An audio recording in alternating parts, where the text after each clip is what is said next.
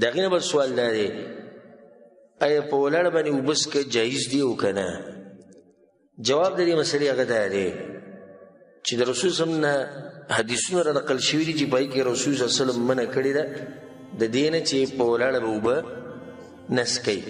لکه یو پکې دا دی په صحیح مسلم کې دا روایت دی د انس بن مالک او د ابو سعید خدري رضی الله عنهما ان النبي صلی الله علیه وسلم زجر عن الشرب قائما. رسول صلی الله علیه وسلم په دې خبره کې رټنه ورکړې ده په ولاړه به اوبه نه څښئ. په یو حدیث کې راځي نه رسول صلی الله علیه وسلم منع کړې ده. بل طرف ته حدیثونه دي په هغې کې دی چې رسول صلی الله علیه وسلم پخپله په ولاړه اوبه څښلي. په صحیح بخاري صحیح مسلم کې دا حدیث دی عبدالله بن عباس وی سقیت النبي صلی الله علیه وسلم من زمزم فشرب وهو قائم. رسول صلی الله علیه وسلم په خپل لاس د زمزم اوبه ورکړي او دی په ولاړه وڅښي. دغه شان یو روایت کې دا راځي دا امام بخاري راوړی دی علي رضی الله عنه مبارک انه شرب قائما هغې پیر په ولاړه باندې اوبه وڅښي.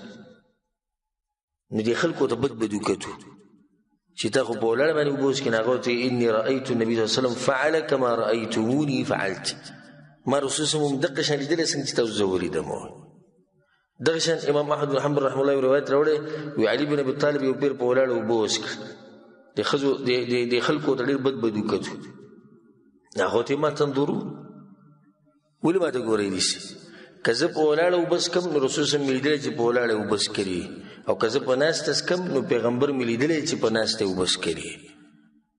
اوس یو طرف ته منع ده چې نه به څښې او بل طرف ته رسول صلی الله علیه وسلم پخپله دا کار کړی. دا حدیثونه به راجمع کړي چې راجمع دې کړو د دې نه مسله دا راووته چې اوبه په ناسته باندې څښل د غوره طریقه ده او رسول صلی الله علیه وسلم په ولاړه د دې دپاره څښلي دي چې د امت ته پته ولګي چې ګوره په ولاړه باندې څښه حرام نه دي خو غیر اولا دي. په دې مسله ورسېدې که نه؟ داسې کارونه رسول صلی الله علیه وسلم ډېر کړي. لکه د رسول صلی الله علیه وسلم نه دا ثابته ده چې کله ته د اودس دپاره اندامونه اینځې درې پیرې اینځل دا غوره اودس دی. خو د رسول صلی الله علیه وسلم پخپله ثابت دي چې هغه یو پیرې مینځلي دوه پیرې مینځلي.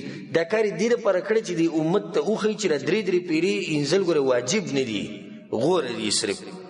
دغه شان رسول صلی الله علیه وسلم اکثر طواف چې کړی دی پیاده به روان خو دا تم ثابت دي چې په اوښ باندې سورو او طواف یې کړی. نو مسله داسې جوړه شوه چې په اوښ باندې یو سړی سوري په سورلۍ سوري نو طواف کول جایز دي او غوره دا دی چې دی پیاده پخپله وکړي. دغه شان د اوبو دا مسله شو. په ناسته باندې اوبه څښه داسې دي غوره دي په ولاړه باندې اوبه څښه جایز دي. که څوک په ولاړه باندې اوبه وڅښي نو موږ یې ګناهګارولی نه شو ځکه چې د هغې دپاره موږ سره دلیل نشته. په رسول صلی دا کار کړی نو رسول صلی خو چې ته د ګناه کار نه کوي او نه رسول صلی حرام کار کوي. والله اعلم.